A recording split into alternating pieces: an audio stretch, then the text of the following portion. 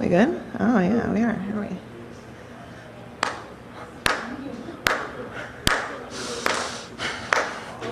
You gotta put one foot in front of the other and lead with love. Put one foot in front of the other and lead with love. You gotta put one foot in front of the other and lead with love. Put one foot in front of the other and lead with. Don't give up hope. You're not alone. Don't you give up. Keep moving on. You gotta put one foot in front of the other and lead with love. Put one foot in front of the other and lead with love. You gotta put one foot in front of the other one. One foot, and lead with love. Lift up your eyes. Don't you despair. Look up ahead. The path is there. You gotta put one foot in front of the other. We'll speed it up a little. And lead with love. Put one foot in front of the other. And lead with. Last verse. I know you're scared. And I'm scared too. But here I am. Right next to you. You gotta put one foot in front of the other and lead with love. Put one foot in front of the other and lead with love. Last time. And lead with love. Good morning. Good morning. My name is Donna McClurkin, and I'm here as a member of the Sunday Services Committee. Welcome to all of you joining us for today's service, whether you're here in person, on Zoom, or later on YouTube. A special welcome is extended to newcomers and visitors here in the Commons and virtually. We're so glad you're here. If you're new or unfamiliar with our summer services format, we gather to hear folks talk on a variety of topics that matter to them. It's been described as having lower production values than our services during the church year, which might mean something different to you, but to me it means it's a smaller scale and maybe a little more intimacy as we get to engage in brief, small group conversations toward the end of the service. I do see a child, which children are welcome in the service today, or also the nursery is open. I don't think we have any kids here nursery age. But the children's program is happening in room 9, and children are, again, also welcome to stay here in the service. So today I am thrilled to welcome Joe Bauer as our reflection sharer. Joe is a resident of Kalamazoo. As a lifelong environmentalist, he once wrote magazine articles on environmental issues. Now he works for the Michigan Environmental Council, MEC, serving in fundraising, administration, and membership roles. So with that, welcome.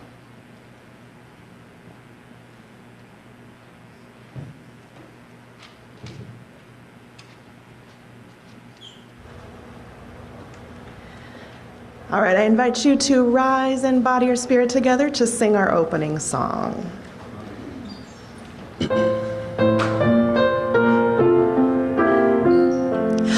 Earth was given as a garden cradle for humanity, tree of life and tree of knowledge, placed for our discovery.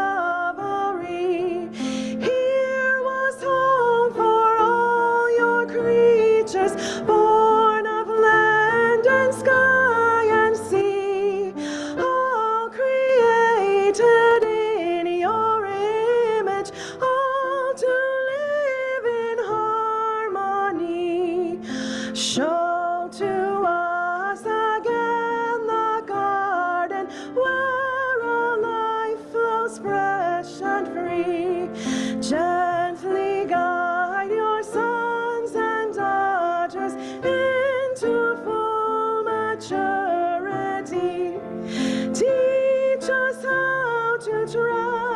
each other, how to use for good our power, how to touch the earth with reverence, then once more we'll eat and flower. Bless the earth and all your children, one creation make us whole, interwoven, all connected, planet-wide and inmost soul. Holy Mother, life bestowing, bid our waste and warfare cease. Fill us all with grace o'erflowing. Teach us how to live in peace.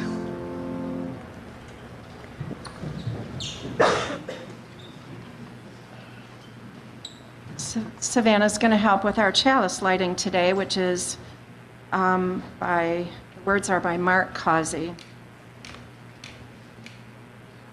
Sorry, Savannah, I meant to light a candle for you. We light this chalice, spark of the original fire of creation, to remind us all that on this planet, the furred, the feathered, the finned, and the scaled, along with us featherless bipeds, are made of the same star stuff. We share a common destiny, inextricably intertwined and interdependent.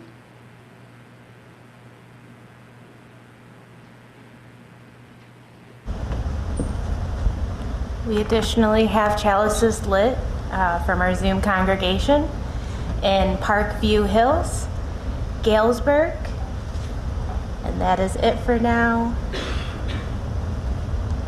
Thanks. Thank you, Sam. So the next part of our service is our joys and sorrows, and Bob's going to help with that.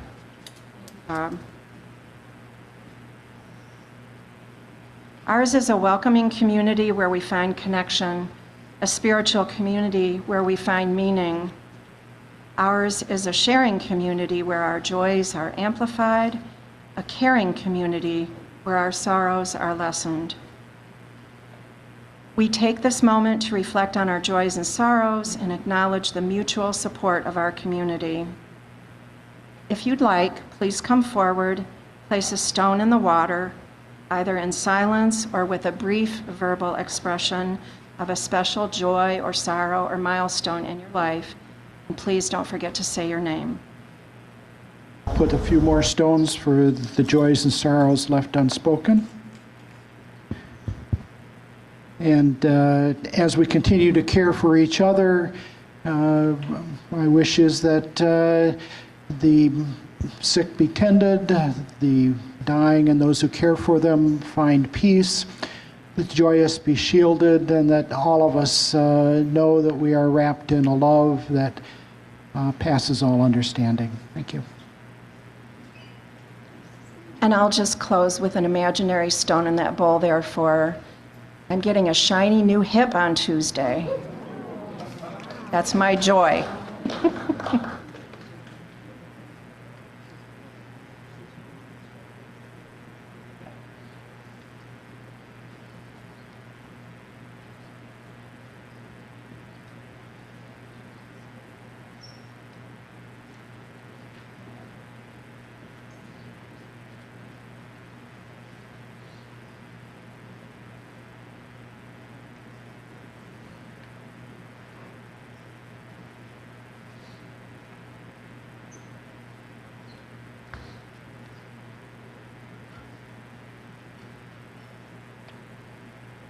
So the next part of our service is the offering, and I'm hoping we have, yes, we do. Thank you, Denise.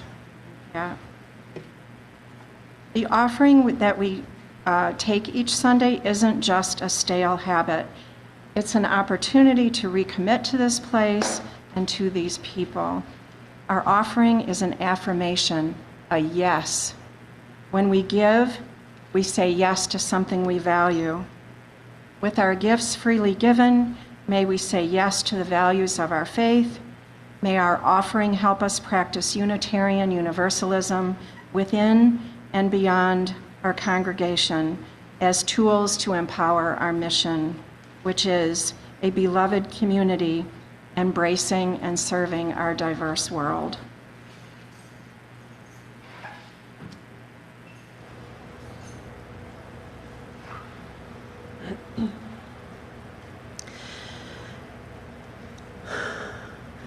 You do not carry this alone. No, you do not carry this alone. This is way too big for you to do this on your own. So you do not carry this all alone. That's how it goes. Join me. You do not carry this all alone. You do not carry this all alone. This is way too big for you to do this on your own. So you do not carry this all alone. One more time. You do not carry this all alone. You do not carry this all alone. This is way too big for you to do this on your own. So you do not carry this all alone.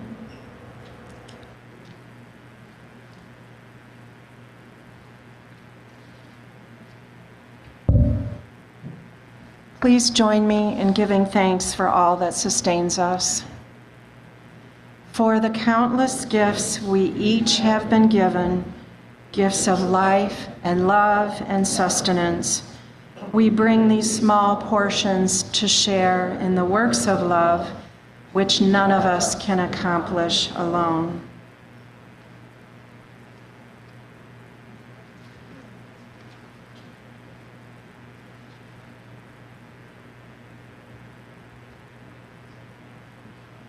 So we have two readings today. Both are from this book, All We Can Save.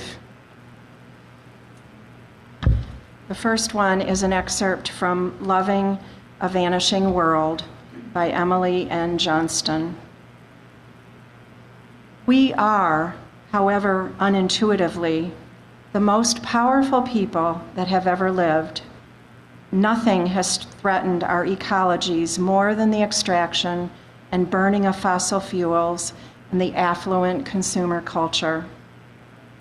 But we have also been granted an astonishingly beautiful gift that has never before been given to humans, the chance to shepherd human and animal life into the coming centuries and millennia, when we know that much of it would otherwise disappear.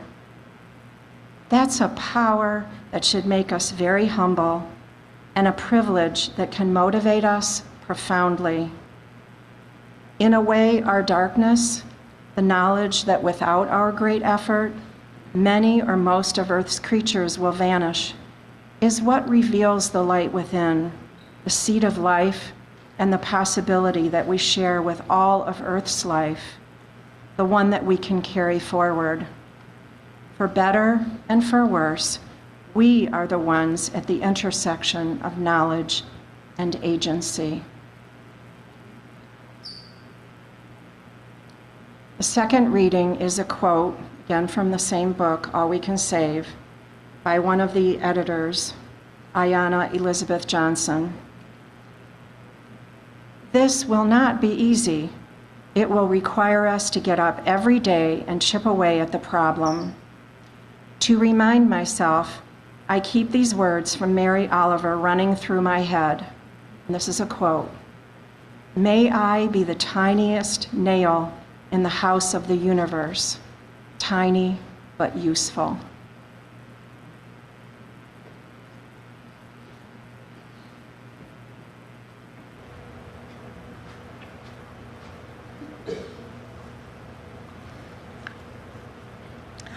If you want to find some singing posture in your seat, we'll sing our next song together.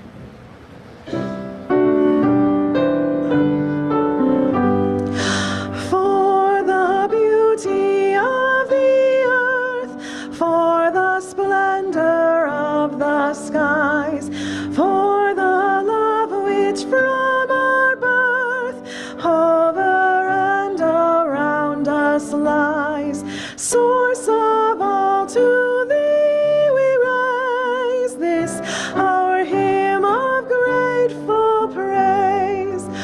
For the joy of ear and eye, for the heart and mind's delight, for the mystic harmony, linking sense to sound and sight, source of all to thee we raise this our hymn of grateful praise. For the wonder of each hour of the day and of the night, hill and vale and tree and flower, sun and moon and stars of light, source of all to thee we raise this our hymn of grateful praise.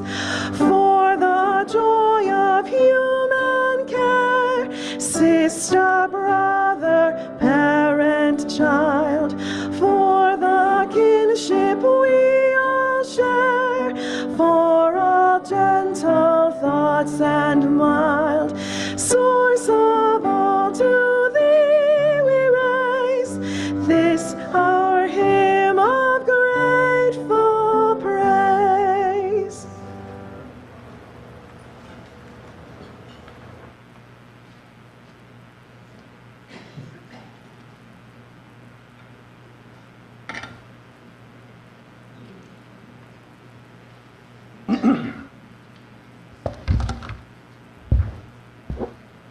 Can everybody hear me? No? How about now? Should I hold it? Just start talking and All right. Good start. Thank you all for having me. I'd like to talk a few minutes about building unity as a way of addressing environmental issues. Environmental issues have always really mattered to me.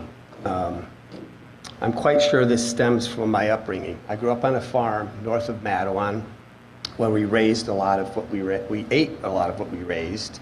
We really took care of the land. We had to reuse things all the time, and we were outdoors constantly. So I've really developed a deep appreciation and love for being in the natural world. Without even thinking, I kind of felt an obligation to care for it and to enjoy it, and it's still with me today. My idea of fun is being outdoors, walking in the woods or working in the yard, especially working in the yard. The smells and the sounds and the sights are really reassuring to me and invigorating. Sometimes they're awe-inspiring. Being in a natural setting is where I'm most receptive to hearing God's voice. But I've got another feeling when it comes to the environment, and that's been echoed in some of the offerings today, and that's this sense of worry. And I clearly remember when I started to feel concern about the fate of the environment. I was 9 years old, and it was like 1971 or so, when some of you look old enough like you might remember. There was a commercial that was playing on TV, and it featured a Native American man.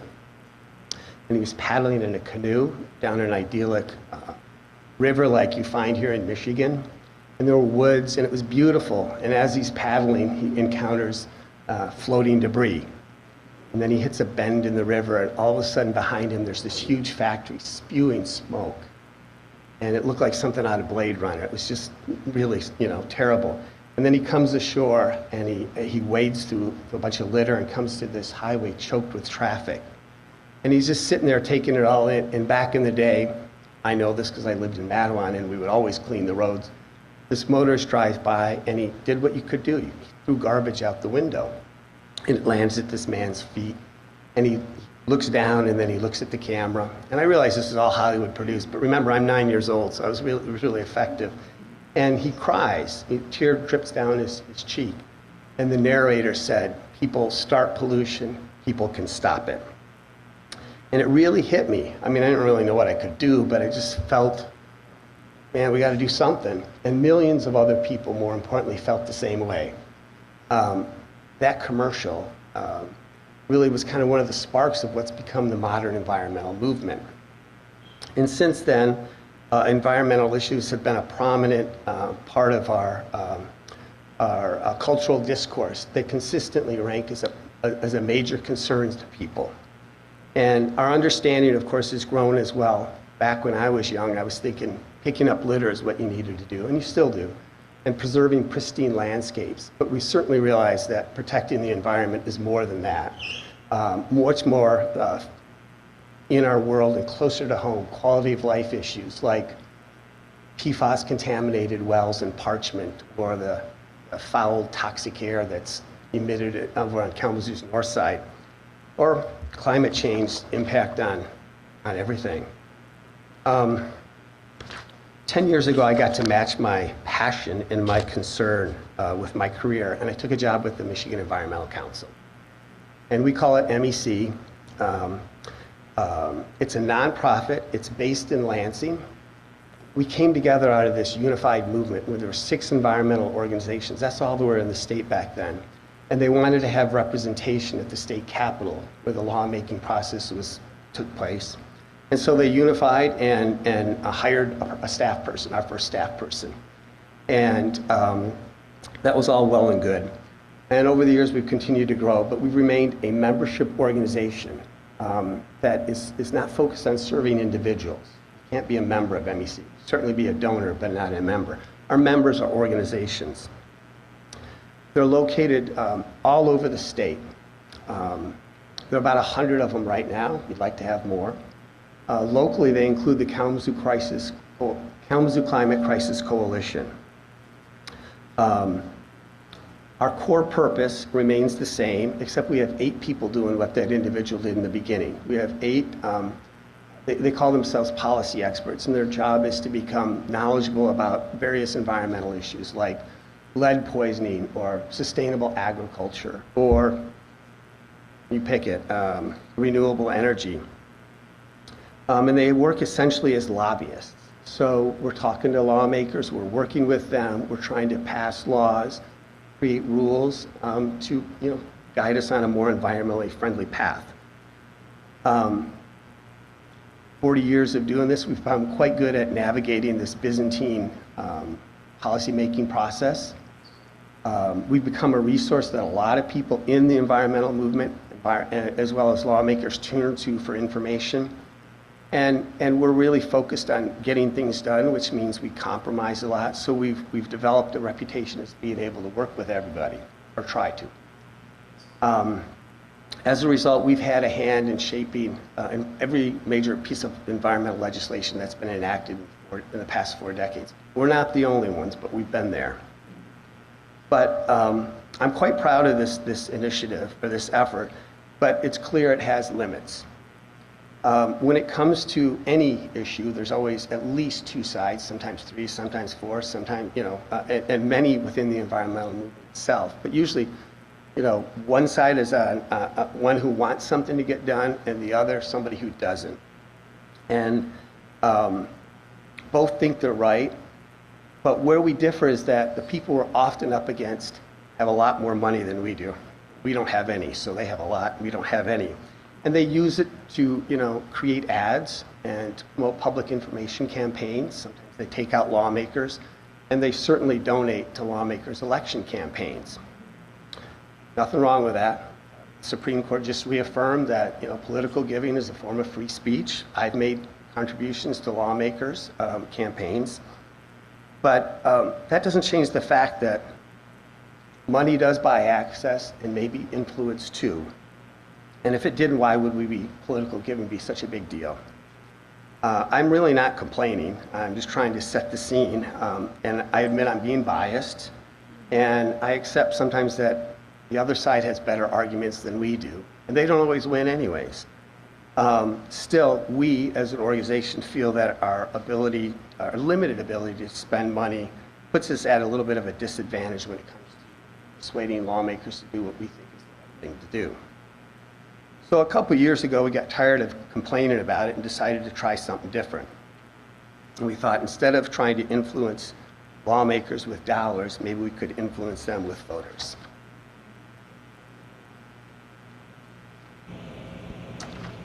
We just had to figure out a way to reach voters. As I said, we are we serve organizations, not individuals. So how can we reach all these people like yourselves? And then it occurred to us. Michigan is home to 1,500 organizations, nonprofits that the IRS classifies as an environmental or a conservation organization. They operate everywhere, every legislative district across the state. They vary from things like garden clubs to national organizations that have chapters like Michigan League of Conservation Voters. In Kalamazoo County alone, there's 27 such organizations. The Nature Center is a big one, but there's a lot of small ones like the Wild Ones or the Kalamazoo Bee Club. But they're all here and they're all on our side. And they all have dozens, even hundreds, sometimes thousands of supporters and participants. And we're thinking, if we could just somehow unite all of the state's environmental and conservation groups, we would be unified with millions of Michiganders. So this is it. This is a winning program. And 2 years ago, we launched this program called, we call it Movement Building. And we were super excited about it.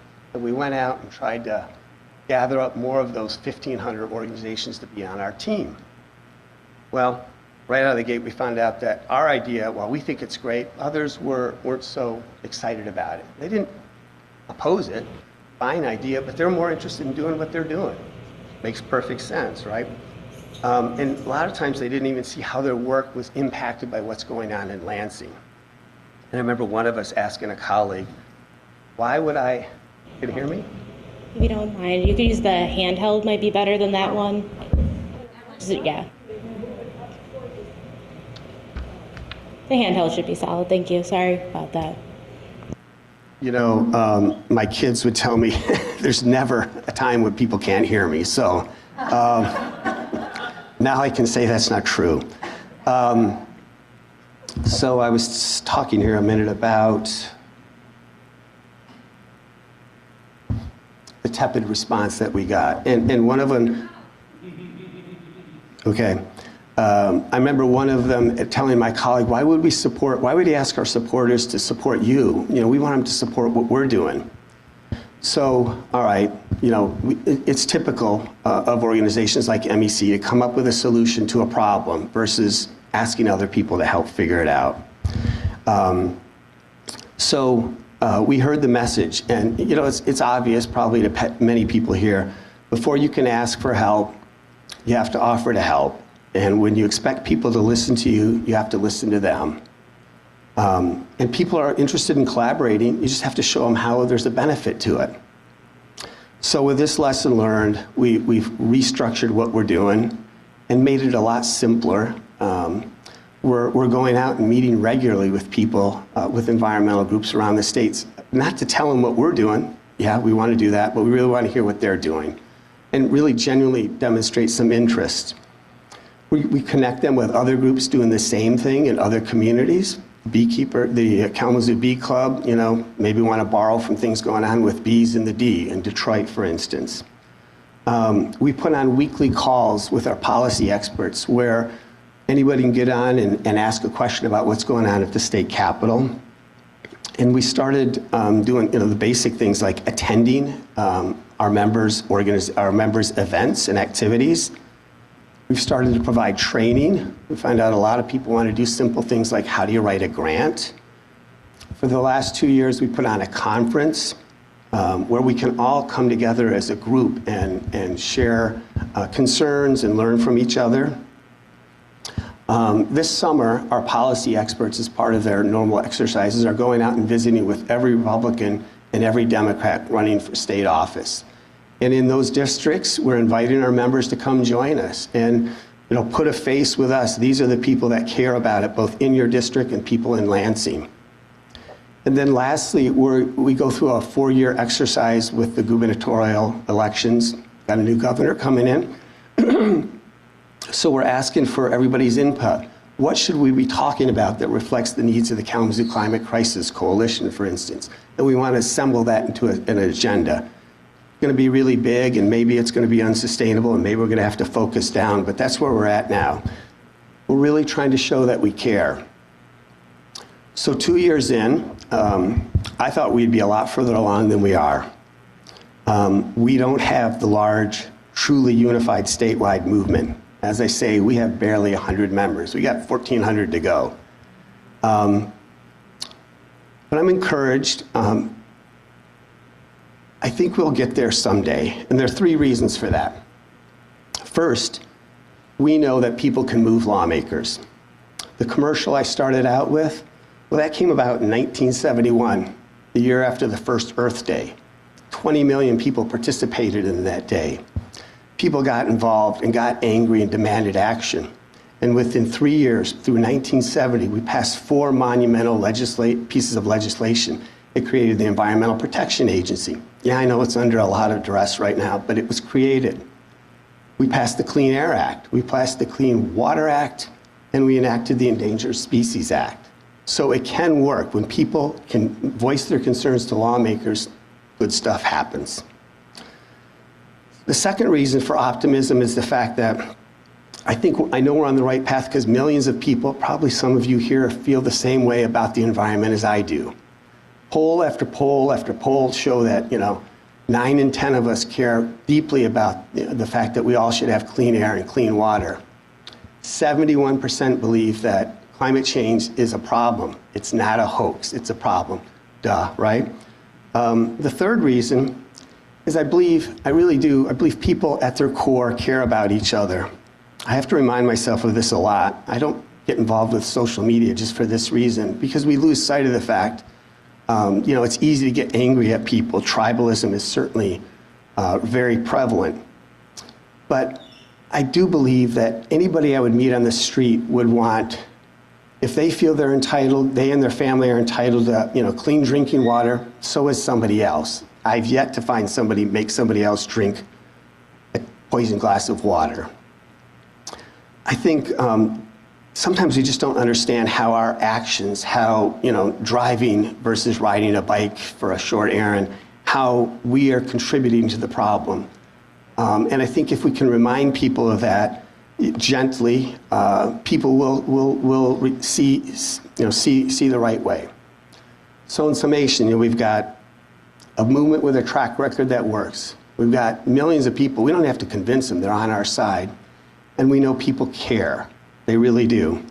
So in my mind, that's it's a pretty big winning hand. We can't really lose, one would think. Problem is we're not winning as fast as I wanted to. I'm reminded frequently the world doesn't revolve around my concerns. Building unity is not an easy endeavor. It's not a speedy process. We're up against enormous challenges with people that don't share our views, and it's easy to feel really discouraged. I can relate to people when they tell me, it's just too late, there's nothing I can do. I feel that way a lot. But when I do, I try to remember that I'm part of something bigger. And I know people like Donna, and I met Tom today, and I know Connie. And they're out there doing the same thing. They're out, calling for change, writing letters, putting on meetings, pushing for change, putting solar panels on buildings. Being part of a movement comes with this obligation, and so I'm counting on them just like they're counting on me, whether they know it or not. At our office in Lansing, we've come up with this moniker that we put on the wall, and it's a Kenyan proverb, and it's a little cheesy, but I kind of like it. It says, "Sticks bundled together are unbreakable." And I focus on the first part of that proverb, sticks. So every week I'm helping to gather and serve groups one at a time. I'm like I'm picking up a stick in the lawn, I'm adding it to the pile, and then I can go and do another one. I can focus on one specific task and worry about the bigger issue later. This is what keeps me going. I'm helping to build unity. And someday, if we're lucky, I'm going to look up and see we have this big, strong bundle in the form of a powerful movement that's tackling environmental challenges. Thanks for letting me yammer on.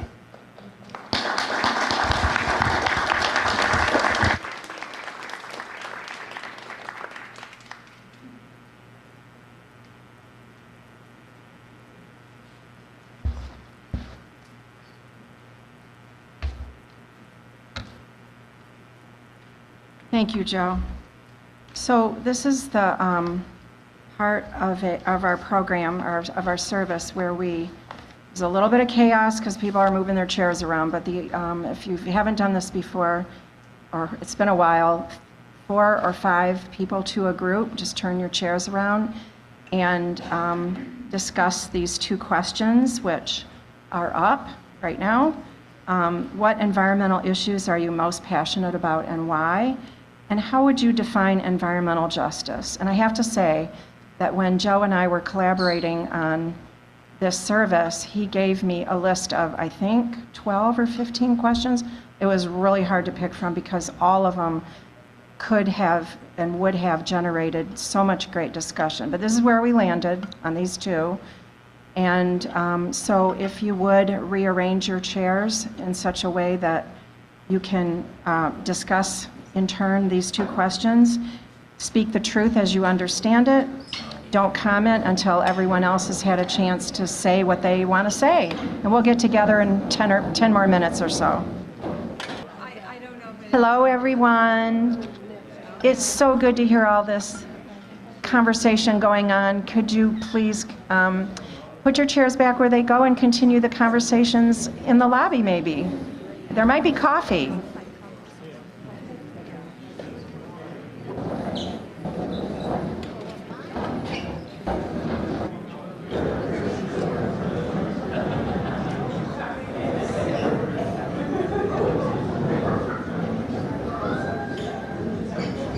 There you go. That's fine.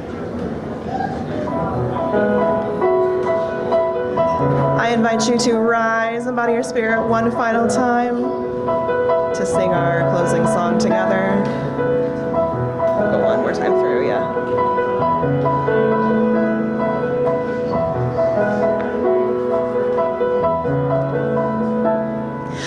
Though below me I feel no motion, standing on these mountains and plains, far away from the rolling ocean, still my dry land heart can say, I've been sailing all my life now, never harbor or port have I known. The wide universe is the ocean I travel, and the earth is my blue boat home.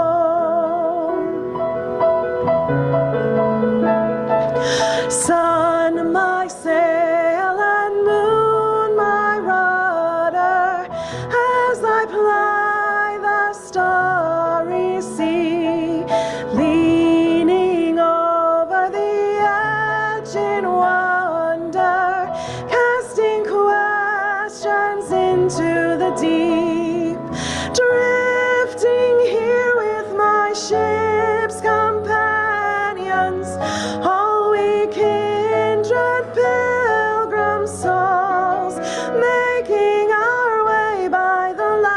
of the heavens in our beautiful blue boat home.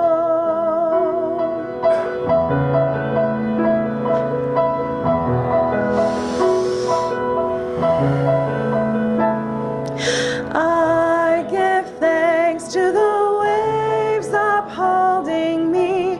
Hail the great winds urging me on. Greet the infinite sea before me. Sing to the sky my sailor song. I was born upon the fathoms, never harbor or port have I known. The wide universe is the ocean I travel, and the earth is my boat home. The wide universe is the ocean I travel, and the earth is my boat home.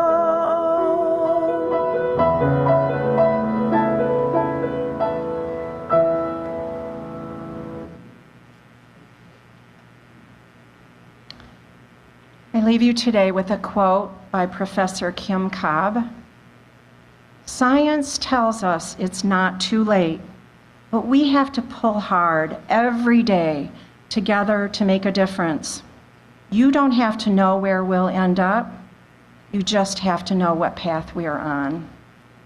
And I'm grateful for people like Joe who help us know the path we're on. Thank you all. Thank you.